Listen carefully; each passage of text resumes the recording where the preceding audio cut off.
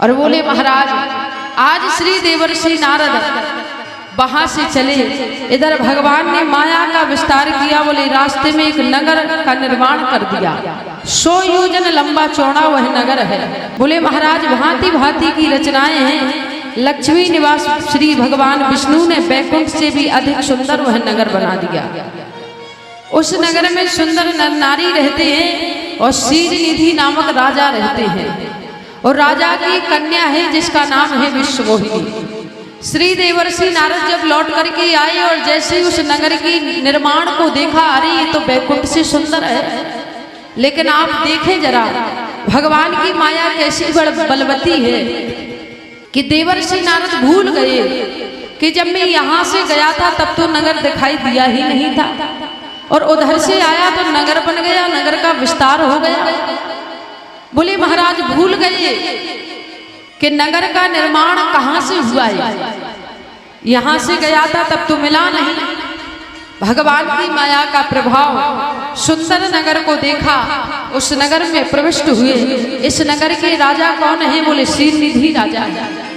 शीलनिधि राजा के पास पहुंचे।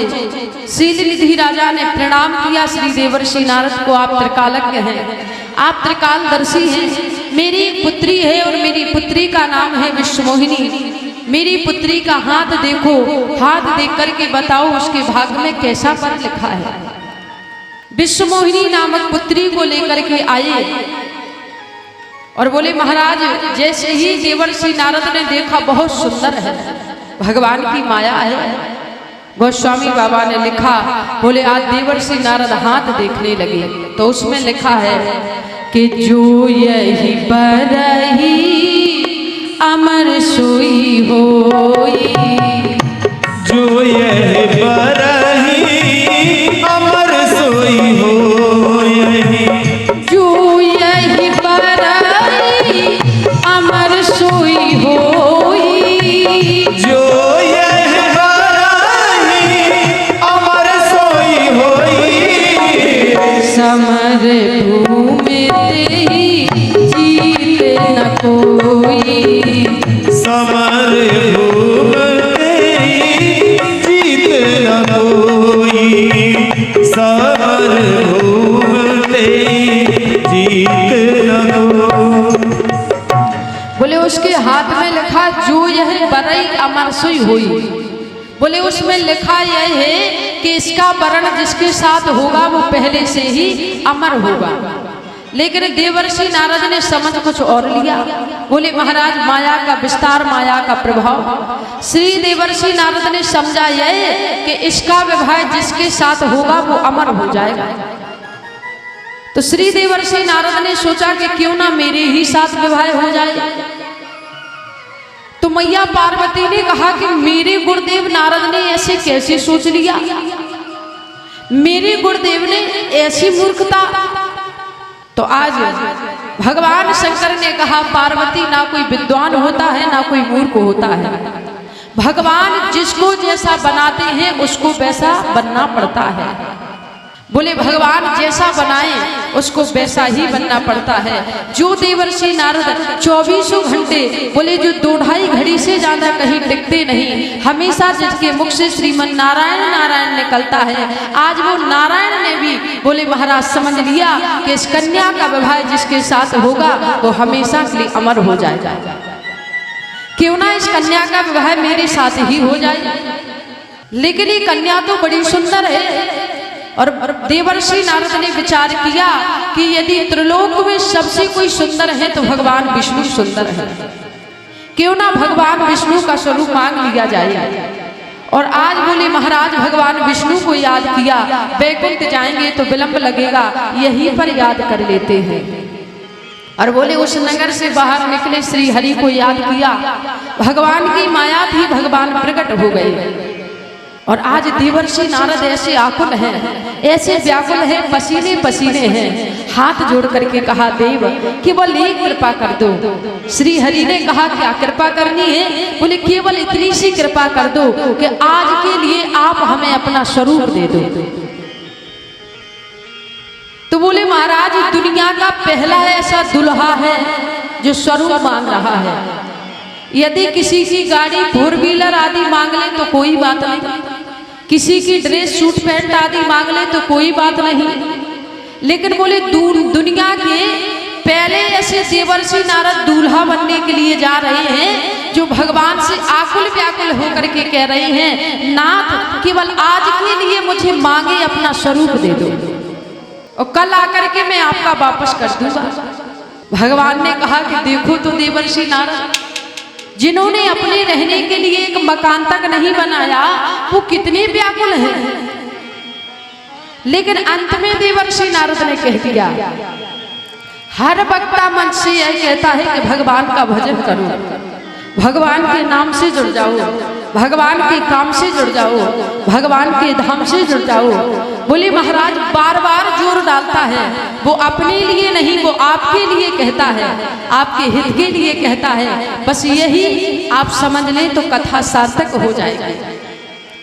यदि हम भगवान के काम से जुड़े हैं, यदि हम भगवान के धाम से जुड़े हैं, यदि हम भगवान के नाम से जुड़े हैं, दुनिया में कोई ऐसा व्यक्ति पैदा नहीं हुआ जिसके अंदर एकाध बुराई ना हो, और दुनिया में कोई ऐसा व्यक्ति पैदा नहीं हुआ जिसके अंदर एकाध भलाई ना हो।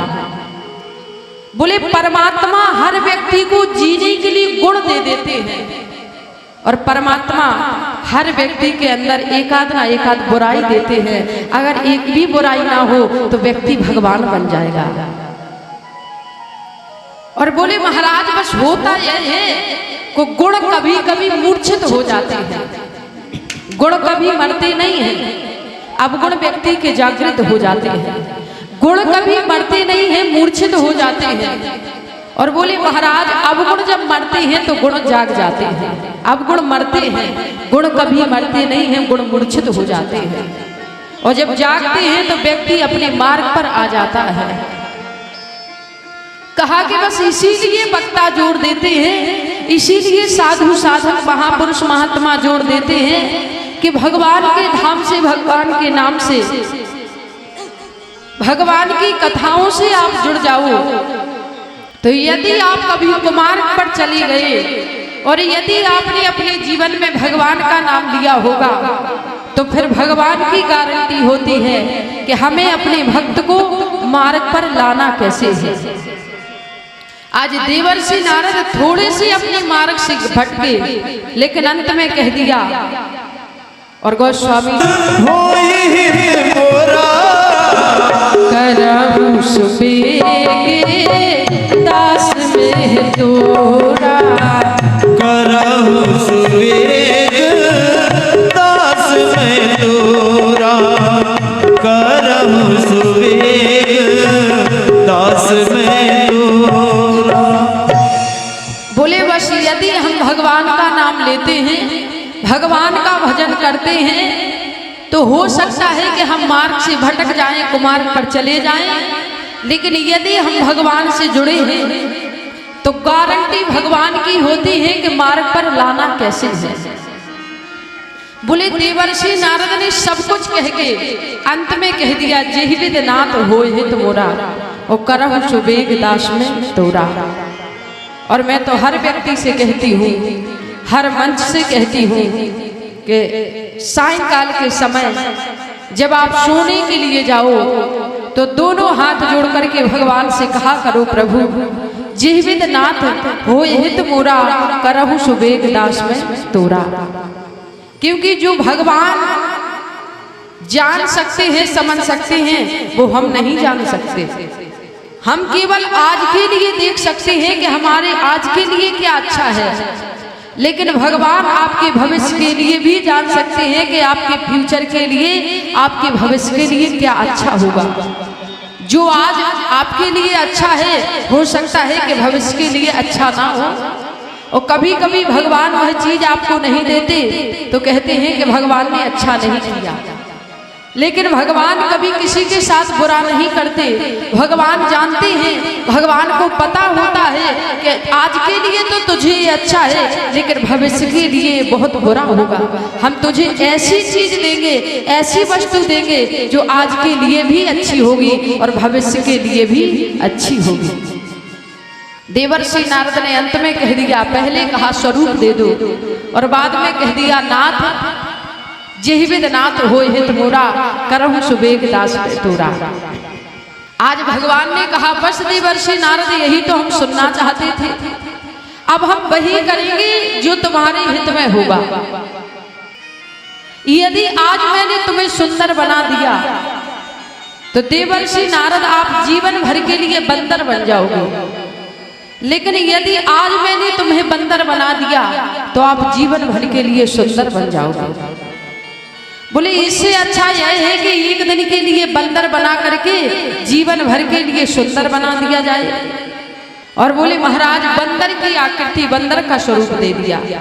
श्री देवर्षि नारद वहां से चले, बोले जहां पर शीलनिधि नामक राजा का नगर है, विश्वमोहिनी नामक कन्या है, देवर्षि नारद सबसे पहली सिंहासन पर जाकर के बैठ गए। अरे हम विष्णु का स्वरूप लेकर आए हैं, हम इतने सुंदर हैं कि हमारे ही गले में यह कन्या वरमाला पहनाएगी। लेकिन जैसे ही कन्या ने देखा कि बंदर कहां से आया, बोले आगे बढ़ गई। देवर्षि नारद ने कहा लगता है कि कन्या ठीक से देख नहीं पाई, और बोले देवर्षि नारद फिर छलांग लगा करके गए और दूसरे सिंहासन पर बैठे। विश्वमोहिनी नामक कन्या को बड़ा क्रोध आया, ये बंदर बीच में कहां से आ रहा, और बोले विश्वमोहिनी नामक कन्या आगे बढ़ गई। और इतने में बोले विश्वमोहिनी नामक कन्या ने देखा, बोले भगवान श्री हरि आए, भगवान की माया थी, भगवान के गले में वरमाला पहनाई, और जैसे ही भगवान के गले में वरमाला पहनाई भगवान उस कन्या को लेकर के चले गए। लेकिन वहां पर दो भगवान शंकर के गण बैठे थे, वो गण हंस पड़े और उन गणों ने कहा कि जरा देवर्षि नारद अपना मुख दर्पण में देखें। और जैसे ही देवर्षि नारद ने पानी में अपने चेहरे को देखा तो बंदर की आकृति दिखाई दी। अरे मैं तो श्री हरि का स्वरूप लेकर के आया था, ये बंदर की आकृति कहां से? और बोले दोनों गण खिलखिला करके हंस पड़े। देवर्षि नारद को क्रोध आया, हमें देख करके हंसी की है, हमारा हास्य प्रहास्य मजाक बनाया है, जाओ हम श्राप देते हैं कि तुम दोनों राक्षस हो जाओ। गण चरणों में गिर गई, मेरा अपराध क्या था? बोले दूसरी बार जैसे ही देवर्षि नारद ने जल में अपने मुख को देखा तो बोले महाराज जैसा देवर्षि नारद का मुख था वैसा ही है। बड़ा क्रोध आया, लौट करके आ रहे थे, मार्ग में भगवान श्री हरि मिल गए। बोले साथ में लक्ष्मी है और साथ में वह विश्वमोहिनी नामक कन्या है।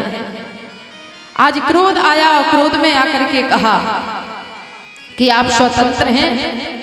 और गोस्वामी बाबा ने लिखा कि परम स्वतंत्र ना सिर पर कोई, परम स्वतंत्र ना सिर पर कोई, परम स्वतंत्र ना सिर पर कोई, परम स्वतंत्र ना सिर पर कोई, भाव ही मन ही करहु तुम सोई, भाव ही मन ही करहु तुम सोई, भाव ही मन ही करहु तुम सोई। बोलिए भक्तवत्सल भगवान की जय हो। राघवेंद्र सरकार की जय हो। कह दिया परम स्वतंत्र न सिर पर कोई, स्वतंत्र हो। हम तुम्हें श्राप देते हैं कि आपने जिस कन्या को हमसे छीना है, हम उससे विवाह करना चाहते थे। अगली बार जब आपका अवतार होगा तो आपका भी आपकी पत्नी से वियोग हो जाएगा। और आपने मुझे बंदर का स्वरूप दिया है, बंदर की आकृति दी है, तो बंदर ही आपकी सहायता करेंगे। वाणी रूपी बाण चल गया। बोले महाराज भगवान ने अपनी माया को समेटा तो ना वहां पर विश्वमोहिनी नामक कन्या, ना ही कोई शीलनिधि नामक राजा और ना ही कोई नगर। आज श्री देवर्षि नारद चरणों में गिर गए। आपकी माया का प्रभाव था, हम समझ नहीं पाए। वाणी रूपी बाण तो चल गया, अब हम करेंगे क्या? बोले वाणी रूपी बाण चल गया। देवर्षि नारद ने कहा कि मेरे हृदय में तो दाह चल रहा है।